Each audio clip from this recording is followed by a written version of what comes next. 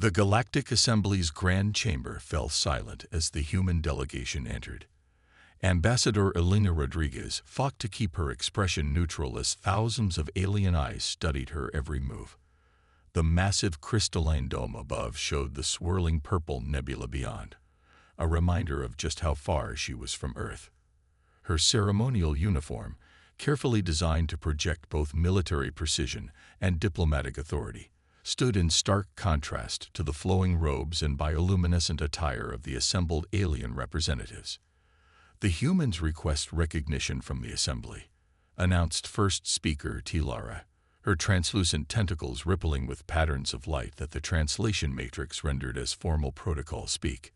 Elena stepped forward, her boots clicking against the polished stone floor. This moment had been centuries in the making, though not in the way the Assembly believed. They thought they were greeting a fledgling species taking its first steps into the galactic community. How wrong they were.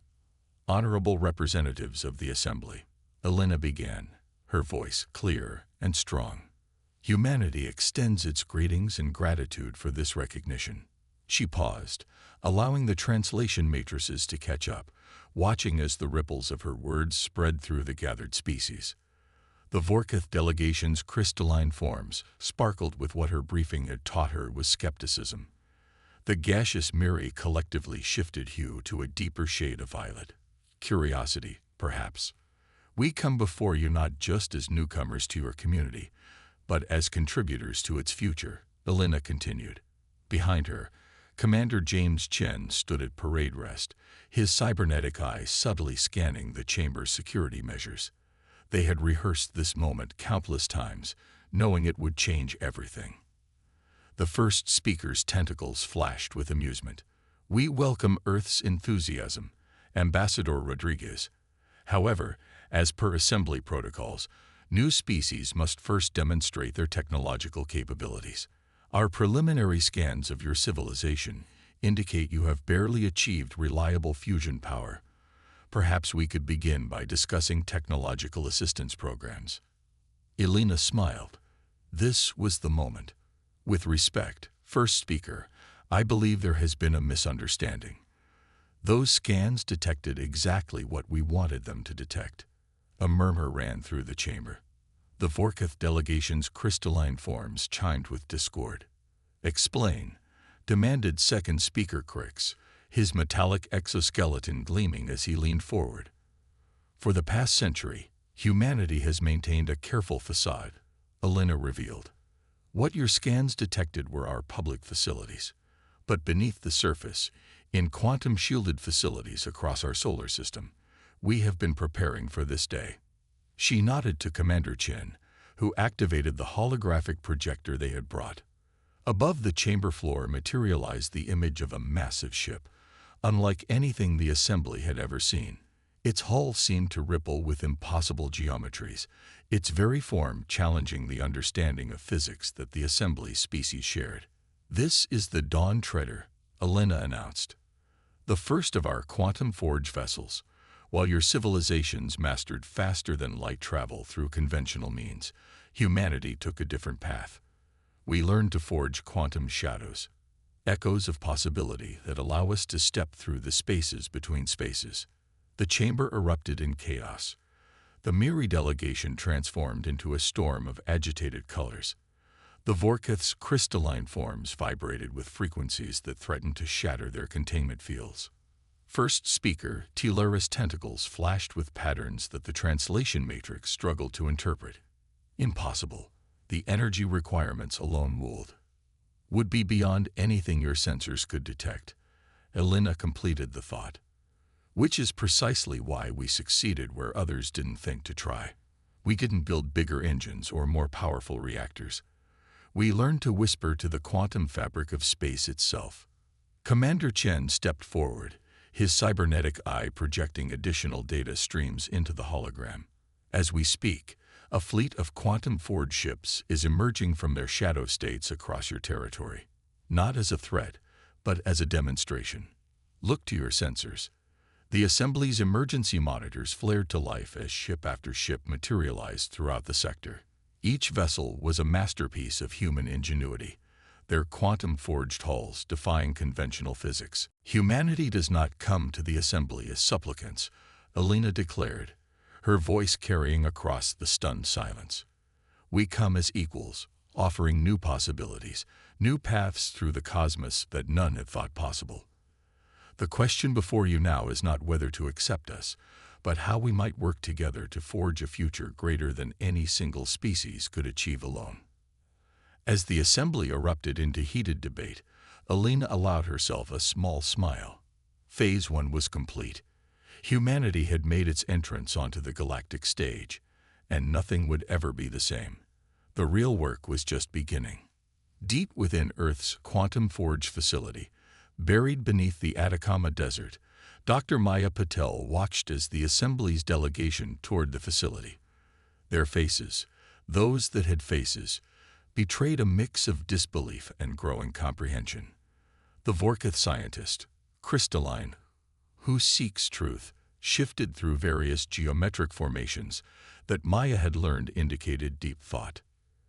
"You're telling us," the Miri representative pulsed in shades of skeptical azure, "that your species discovered quantum manipulation through music." Maya gestured to the massive quantum-forged chamber before them, where sound waves visible as rippling patterns of light danced through specialized crystals. "We discovered that quantum states respond to harmonic resonances in ways no one had theorized.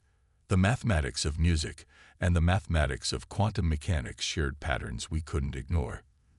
The Assembly's chief science officer, a being of pure energy contained within an advanced field generator, moved closer to the observation window.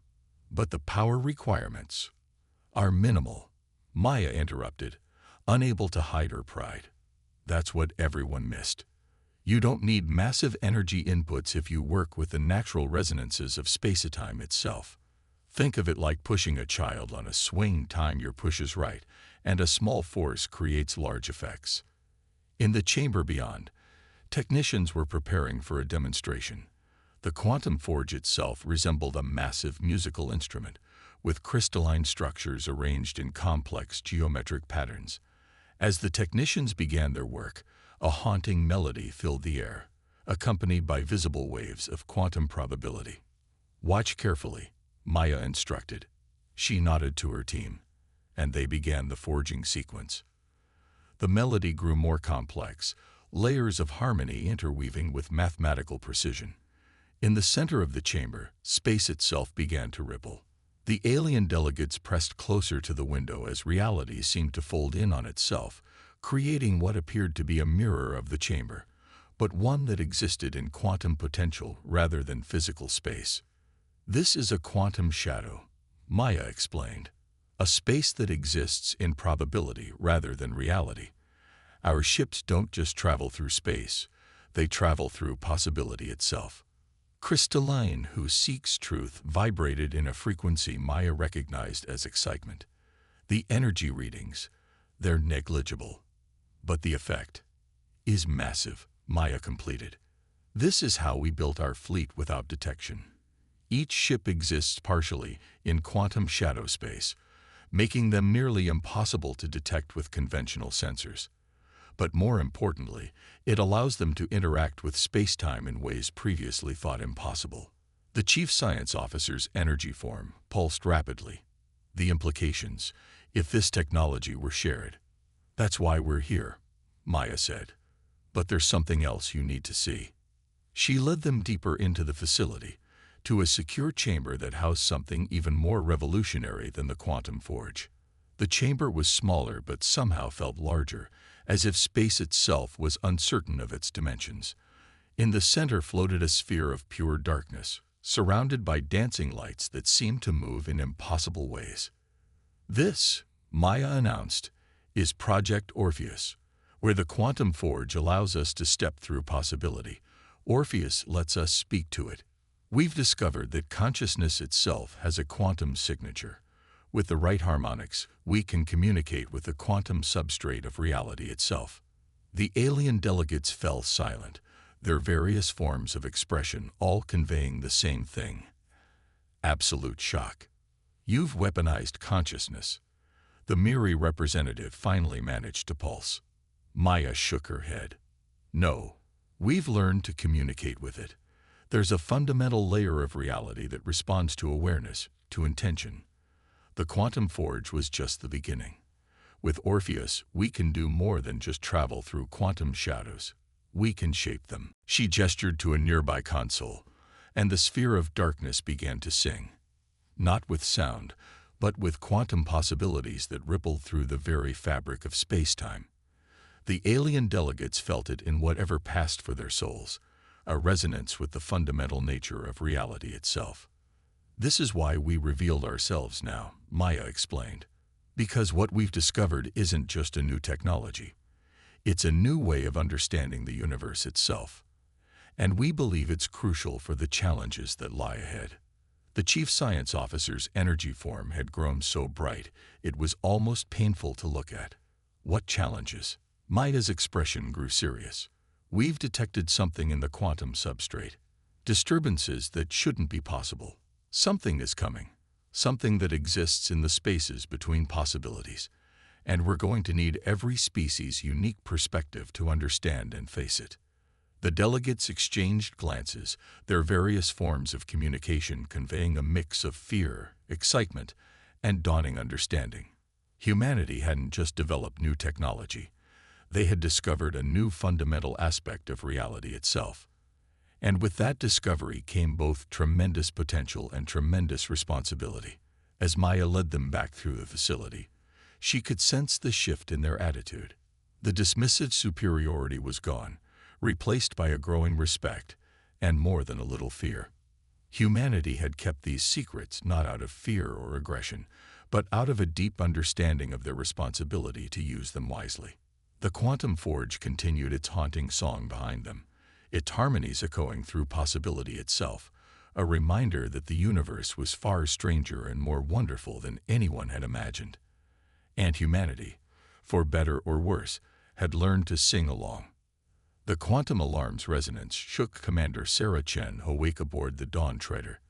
The ship's quantum shadow state rippled with disturbance patterns she'd never seen before.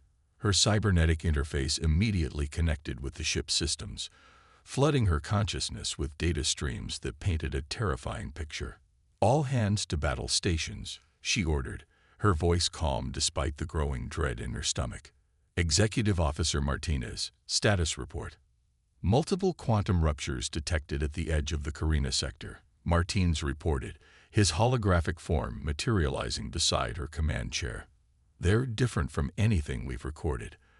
The harmonics are all wrong." The Dawn Trader's bridge came alive with activity as the crew responded to the alert. Through the quantum-enhanced viewing screens, Sarah watched as reality itself seemed to tear open. The ruptures weren't the clean, mathematical patterns of standard quantum travel. These were jagged, discordant rifts in the fabric of space-time. "Message from the assembly fleet," Communications Officer Park announced. "They're detecting massive energy signatures, but can't identify the source. Their sensors are going haywire." Sarah grimaced. Of course they were.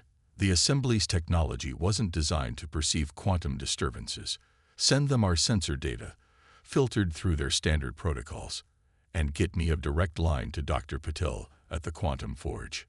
The quantum ruptures grew larger, their edges crackling with impossible energies. Through them, shapes began to emerge, if you could call them shapes. They seemed to exist in more dimensions than space allowed, their forms shifting and writhing in ways that made the mind recoil. "By the void," Martins whispered. "What are they?" "Quantum parasites." Dr. Patel's voice came through, tight with tension. "Remember those disturbances we detected in the substrate? This is what was causing them. They're beings that exist primarily in quantum possibility space, feeding on the potential energy of reality itself." Sarah watched as the assembly's fleet moved to engage the entities. Their weapons, advanced as they were by conventional standards, passed harmlessly through the creatures. It was like trying to fight a shadow with a flashlight. "All ships maintain quantum shadow state," Sarah ordered through the fleet-wide channel. "These things exist primarily in possibility space. Conventional weapons will be useless." She turned to her weapons officer. "Load the harmonic torpedoes. Let's see how they like a taste of their own medicine." The Dawn Treader's quantum forge hummed to life, its carefully tuned frequencies resonating through both normal space and the quantum substrate. Sarah felt the vibrations in her bones, in her very consciousness. The harmonic torpedoes were more than weapons. They were focused points of quantum possibility, capable of affecting anything that existed in quantum space. Multiple assembly ships reporting critical systems failures, Park reported. The parasites are somehow feeding on their energy signatures, converting matter directly into quantum potential. Sarah watched as an assembly cruiser disappeared, not through destruction, but through possibility collapse. One moment it was there. The next it had been reduced to merely one of countless possible states, none of them fully real. "Launch torpedoes, full spread," Sarah ordered. "Target the largest rupture first. Let's show these things that humanity isn't just another prey species." The harmonic torpedoes launched, their quantum signatures singing through possibility space. They struck the nearest entity, and for the first time, the creature reacted. Its impossible form writhed as the torpedo's harmonics disrupted its quantum structure. "It's working," Martinez exclaimed. "Their quantum signatures are destabilizing." But Sarah's relief was short-lived. The entities were learning, adapting their quantum frequencies to match the torpedoes. What had started as a victory was quickly turning into a stalemate. "Dr. Patel," Sarah called, "we need options. They're adapting to our harmonic frequencies." "I see it," Maya responded. "The Orpheus Project. We might be able to use it to communicate with them, understand what they want." "These things are consuming entire ships, Doctor. I don't think they're interested in talking." "Not talking. Communing. They exist in quantum possibility space. Maybe we can reach them there, shake their possibilities like we do with our ships." Sarah looked at her tactical display, watching as more ruptures appeared. The assembly fleet was in full retreat now, their mighty ships helpless against this impossible enemy. Only the human vessels, existing partially in quantum shadow state, seemed able to resist. "Do it," Sarah decided, "but make it fast. I don't think reality itself can take much more of this." As Dr. Patel began transmitting the Orpheus harmonics, Sarah prepared her fleet for what might be humanity's greatest test yet. They had learned to sing to the quantum fabric of space itself. Now they would find out if they could use that song to save it. The Dawn Treader's quantum forge chamber thrummed with energy as Dr. Maya Patel initiated the Orpheus protocol. Around her, reality itself seemed to bend and flex, the boundary between normal space and quantum possibility growing increasingly thin. Through the ship's quantum-enhanced viewers, the parasitic entities continued their assault on the fabric of space-time, their impossible forms casting shadows across dimensions that shouldn't exist. "Orpheus harmonic sequence initiated," Maya announced, her fingers dancing across the crystalline control interface. "Commander Chen, I need you to bring us closer to the largest rupture. The quantum resonance has to be perfect." Sarah Chen guided the Dawn Treader through the chaos, its quantum shadow state allowing it to slip between the parasites' attacks. The rest of the human fleet formed a protective barrier around them, their harmonic torpedoes keeping the entities at bay, but only barely. "The assembly representatives are requesting permission to board," Communications Officer Park reported. "They say their scientists have a theory about the entities' behavior patterns." "Granted," Sarah ordered. "We need all the insight we can get. Route them directly to the forge chamber." Minutes later, Crystalline, who seeks truth, and the chief science officer materialized in the chamber, their forms distorted by the intense quantum fields. The crystalline being structure vibrated in harmony with the Orpheus frequencies, creating unexpected resonance patterns. The parasites, the energy being that was the chief science officer, pulsed urgently. They're not just feeding on reality. They're trying to reshape it. Our analysis of their quantum signatures suggests they're attempting to alter the fundamental constants of our universe. Maya's hand stilled on the controls. "Of course," she breathed. They're not parasites at all. They're refugees. Through the viewers, the entities continued their assault, but with Maya's revelation, their movements took on a different meaning. What had seemed like random destruction now appeared almost desperate. "Explain," Sarah demanded, her cybernetic eye scanning the new data patterns. "They're from another reality," Maya said, her voice filled with wonder. "A universe where the quantum constants are different. They're not trying to destroy our space. They're trying to make it habitable for themselves. But the process is inherently destructive to our form of existence." Crystalline, who seeks truth, chimed in resonant frequencies. "If we could modify the Orpheus harmonics to match their native quantum state, we might be able to communicate," Maya finished. "Commander, I need full power to the quantum forge. We're going to attempt something that's never been done before." Sarah nodded, giving the order. The Dawn Treader's power core channeled its energy into the forge, causing the ship's quantum shadow state to deepen. Maya began adjusting the Orpheus harmonics, weaving in new frequencies based on the entity's patterns. The chamber filled with impossible sounds, music that existed in quantum possibility rather than physical space. The crystalline being's form resonated with the harmonics, adding new layers to the quantum symphony. The energy being's consciousness merged with the ship's sensors, providing real-time analysis of the effects. Through it all, Maya conducted the quantum orchestra, her consciousness expanded by the Orpheus protocols to perceive reality on multiple levels simultaneously. The entities began to respond, their chaotic patterns slowly shifting into something more ordered. "They're singing back," Maya whispered in awe. Through the quantum resonance, images began to form in the minds of everyone present. Glimpses of another universe, one where the very rules of reality were different. They saw the entity's home reality collapsing, the desperate flight through quantum space, the search for a new home. "We need to show them another way," Sarah said, understanding dawning.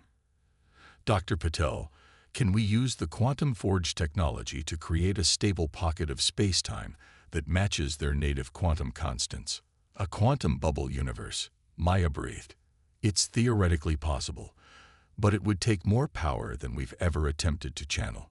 The chief science officer's energy form pulsed with sudden insight. "The assembly fleet.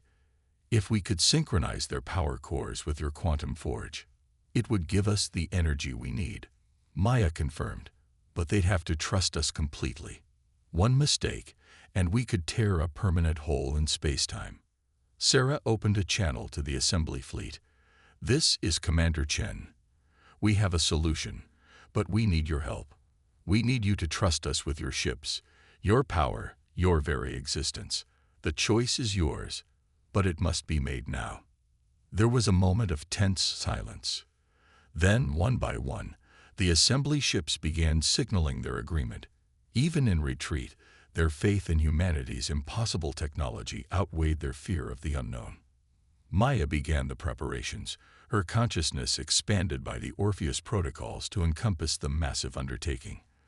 The Dawn Treader's quantum forge would serve as the focal point, channeling the combined power of the assembly fleet through humanity's unique understanding of quantum harmonics.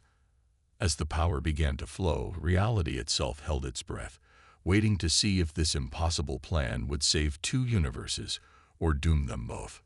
The combined power of the assembly fleet surged through the Dawn Treader's quantum forge, transforming the ship into a nexus of impossible energies. Dr. Maya Patel's consciousness, expanded by the Orpheus protocols, stretched across multiple quantum states as she conducted the most ambitious engineering project in human history. Power synchronization at 90%. Executive Officer Martinez reported, his voice tight with tension. Assembly ships holding formation. Through the quantum-enhanced viewers, the parasitic entities, no, the refugees, had ceased their assault on normal space. They hovered at the edges of reality, their impossible forms rippling with what Maya now recognized as anticipation. "Beginning quantum bubble generation," Maya announced. Her fingers danced across the crystalline controls, weaving harmonics that shouldn't exist in this universe. "Crystalline, who seeks truth, I need you to modulate your resonance frequency to match the incoming pattern. The crystalline beam shifted its geometric structure, creating harmonics that bridged the gap between normal space and quantum possibility. The chief science officer's energy form pulsed in sync, adding another layer to the complex quantum symphony. Commander Sarah Chen watched as reality began to fold in on itself before the Dawn Treader. The quantum bubble took shape, a sphere of altered spacetime where the fundamental constants matched those of the entity's home universe. But something was wrong. The bubble is unstable, Maya reported, sweat beading on her forehead. The power input is sufficient, but the quantum harmonics aren't holding the pattern. We need more singers, Sarah realized. She opened a channel to the entire fleet. This isn't just about power, it's about consciousness, about intent. Everyone, focus your thoughts on the quantum harmonics.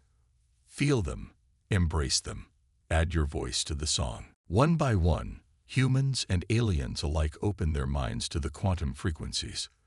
The Miri Collective joined their consciousness to the effort, their gaseous forms pulsing with quantum potential. The Vorkath crystalline ships resonated in harmony. Even the energy beings of the assembly contributed their unique perception of reality. Maya felt it all through the Orpheus protocols, thousands of minds reaching across the quantum substrate, each adding their unique note to the universal symphony. The quantum bubble stabilized, its boundaries defined by the combined consciousness of multiple species working in harmony. Bubble stabilized, Maya announced. Beginning phase transition. The entities moved toward the bubble, their forms shifting and flowing. As they passed through its boundary, their impossible geometries resolved into something almost beautiful, creatures of pure quantum probability, finally able to exist in a space that matched their native physics. But there was more. Through the quantum resonance, through the combined consciousness of multiple species, understanding flowed both ways. The entities shared their knowledge, mathematical insights from their universe, understanding of quantum mechanics that transcended normal space, technology that operated on principles humanity had only begun to grasp. They're teaching us, Maya breathed, showing us how to create stable quantum bubbles, how to bridge the gap between different physical constants. This isn't just a refugee camp, it's a gateway to a whole new understanding of reality itself. The assembly representatives watched in awe as the entities settled into their new home. The quantum bubble hung in space like a soap bubble that contained its own universe, a testament to what was possible when different species worked together. Well done, Commander Chen, the chief science officer pulsed. Your species has proven itself beyond any doubt. But I must ask, how did you know? How did humans discover these possibilities when our civilizations, with all our advanced technology, missed them? Sarah smiled. Because we never stopped dreaming. While your civilizations focused on mastering the physics you knew, we kept looking for the physics we didn't know. We listened to the music of the spheres, found the quantum harmonics in everything from mathematics to music, and learned to sing along. The Dawn Treader's quantum forge hummed with residual energy as the fleet began power-down procedures. But something had changed fundamentally in the galaxy. The boundary between possible and impossible had shifted, and with it, the relationship between all sapient species. In the days that followed, the assembly was reorganized. Humanity's quantum forge technology was shared, but not as a superior force dictating terms. Instead, it became the foundation for a new era of cooperation. Each species brought their unique perspectives and technologies to the challenge of understanding and manipulating quantum reality. Research outposts were established around the quantum bubble, studying both the physics within and the beings who now called it home. The entities, no longer seen as parasites or invaders, became teachers and partners in humanity's greatest adventure. The exploration not just of space, but of possibility itself. And in quiet moments, when the quantum harmonics aligned just right, anyone could hear it. The music of two universes singing together, a symphony of consciousness and quantum probability that echoed through the very fabric of reality. Humanity had not just found its place among the stars. They had helped create a whole new way of seeing the universe itself. As the Dawn Trader set course for Earth, Sarah looked at the quantum bubble one last time. In the end, humanity's greatest weapon hadn't been their technology, but their ability to imagine, to dream, and to bring others along on that dream. The stars themselves seemed to shine brighter, as if acknowledging that the galaxy had entered a new age, one where the boundaries between possible and impossible were no longer quite so fixed.